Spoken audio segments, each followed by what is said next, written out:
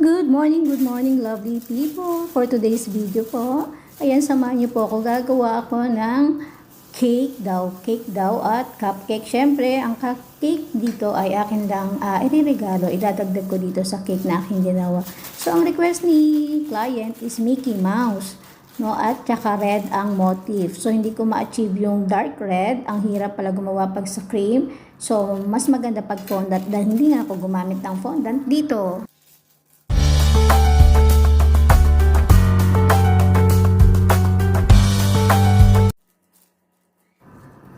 So, yun na nga po, lovely people. Hindi kasi ako gumamit ng fondant, kundi ang ginamit ko dito ay whipped cream lang. So, stabilized whipped cream po ito. So, kaya naman, hindi ko talaga ma-achieve yung dark red. So, ang hirap palang i-achieve ang dark red dito sa ating butter, sa whipped cream butter natin is, yun, ang hirap. Mahirap talaga. Pero sa fondant kasi, ang dali ko siyang ma-achieve. So, dito, lovely peeps, ang aking cake butter dito is chocolate moist cake. Then, gumawa ako dito ng filling na peanut butter with mixture po ng ating whipped cream. And then, yung ating frosting is yung whipped cream nga, stabilized whipped cream. So, yun, Sabado ngayon at mamaya na yung kanyang deliver. Actually, sabi ko doon sa isang BFF namin, daanan niya na lang kasi invited naman siya doon sa party. Invited din po ako dahil ako nga dapat ang magdadala nito, pero dahil Sabado ngayon at medyo andito si Amo, hindi niya ako papayagan kasi nga ang iniisip niya is maraming tao. Alam mo na, masyadong sobrang concern sa ating sa ating kapakanan na baka maka-encounter tayo ng mga diyan sa labas. So, yun lang. So, kaya naman nirarush ko na ito kasi ginawa ko ito is after lunch na. Pero yung atin namang cake, no aking ginawa is syempre, naibig ko na yun nung maaga pa lang. So, yung aking pagde-decorate dito is yung after lunch na nakatapos na ng lunch yung aking amo. Yun, at nakapaglinis na kahit paano dito sa kusina. So, yun, lovely people, naisip ko dahil nga isa rin itong magbe-birthday na ito sa aking BFF, wala man lang akong mairegalo. Nung birthday ko, sinurpresa nila ako, na binigyan nila ako ng birthday cake nung time na yon, no? Kaya naman gusto ko in return, bigyan ko rin siya ng kahit konting man lang ng gift. Kaya naisip ko na dagdagan ko itong kanyang in order sa akin, na dagdagan ko ng cupcake. So, ayun po, dito sa kanyang order, sabi niya Mickey Mouse. And then, sabi niya, pwede ko ba siyang igawa ng roaster na may hawak na year nung kanyang kapanganakan. So, ang nangyari dito, gumawa po ako ng roaster, pero yung roaster po na ginawa ko is hindi fondant. Kasi nung nag-try ako na gumawa ng fondant na roaster is ang bigat. So, nakakatakot na naman, baka mag-collapse na naman yung ating cake kahit na hindi naman siya two tier, kahit naman one layer lang siya is nakakaano pa rin dahil mabigat nga yung ating fondant na roaster. So, inulit ko po siya, gumawa ako ng non-edible na roaster, no? At ang ating cake na Mickey Mouse sana, hindi ko na siya nilagyan ng mukha. So, yun na nga lang, yung tenga na lang niya ang nilagay ko dito at yung kanyang ribbon. Kasi para hindi naman tawag doon, yung mag-overlook yung ating cake. Pero ang totoo niyan talaga, nagra-rush na kasi ako, kaya parang wala na akong time gumawa pa ng mukha. Ganun. So, ayan, lovely people, kung ikaw ay bago pa lang dito sa aking YouTube channel, please like, subscribe, at pakit po ng ating bell icon para naman po updated ka sa ating mga susunod pa na video. At pwede mo rin ito i-share, mga kabayan, mga lovely peeps. Ayan, lovely people. So, alam mo, napaka-productive po nitong aking araw, lovely peeps. Ngayon ay Sabado, then bukas ay Linggo. At nakakatuwa kasi bukas ng Linggo, madaling araw po ako lalabas niyan. Mga 5 o'clock po kailangan nandun na ako sa place ng aking dahil meron na naman po akong extra income na gagawin. So, ayan, lovely people, nakwento ko lang. So, stay tuned po na tayo. Stay tuned na lang po muna tayo. Ayan, nabubulol na naman po ang Inday. So, ayan po. Happy watching lang po at good vibes lang po tayo lagi. Stay tuned po uli. Ayan, ang kulit ko lang.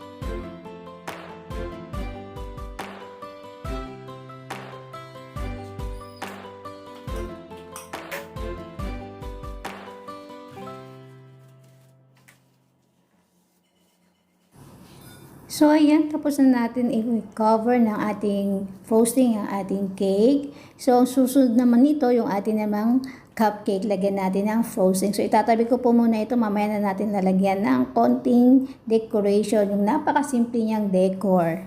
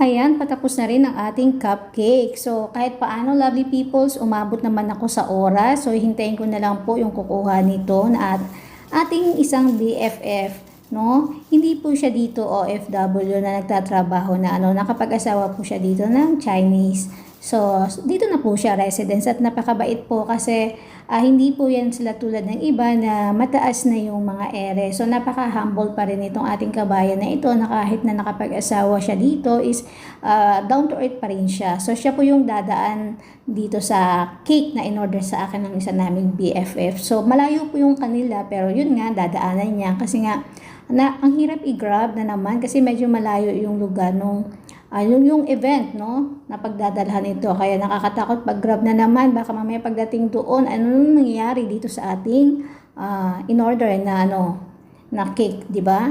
So, kaya para safe naman, siya na yung magdadala para may order pa sana sa aking plain na pandesal sa Lovely Pips pero hindi ko na po nagawa. Nahiya naman po ako dito sa amo ko. Syempre, dahil may mga trabaho pa akong gagawin. So, kaya po, next week ko na lang po gagawin yung order nila. So, ayan po ang cute ng ating Mickey Mouse na cupcake. Natapos na rin sa wakas.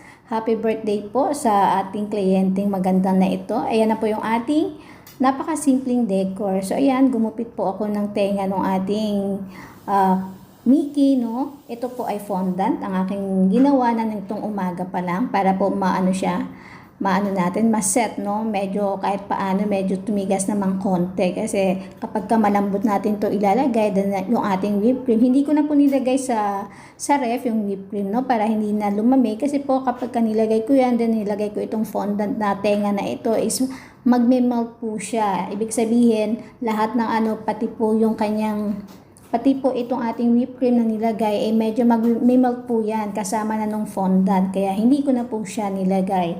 So, nakakatuwa naman kasi umabot po talaga ito doon sa venue na, naligtas pa rin talaga. So, ito naman yung ating ribbon na ginawa rin kanina. Pero itong roaster na to, ginawa ko na po ito ng ahead. No? Mga ilang araw ko na siyang ginawa kasi medyo mahirap pong gawin. Grabe. Dumudugo po yung aking utak. Ang hirap po mag-isip ng tsura ng roaster na yan. Ito po yung pinakamahirap na toppers na ginawa ko yung ating roaster. Pero, enjoy naman kahit paano nagawa ko pa rin naman. So, hindi nga ganun siguro ka perfect. Pero at least mukha pa rin siyang roaster. Mukha pa rin siyang manok, no? Manok na pula daw sabi nila. So, yun lang lovely people. Happy watching po. Enjoy watching. Ano bang tawag dito? Happy baking. Ayan. So, good vibes lang po tayo lagi.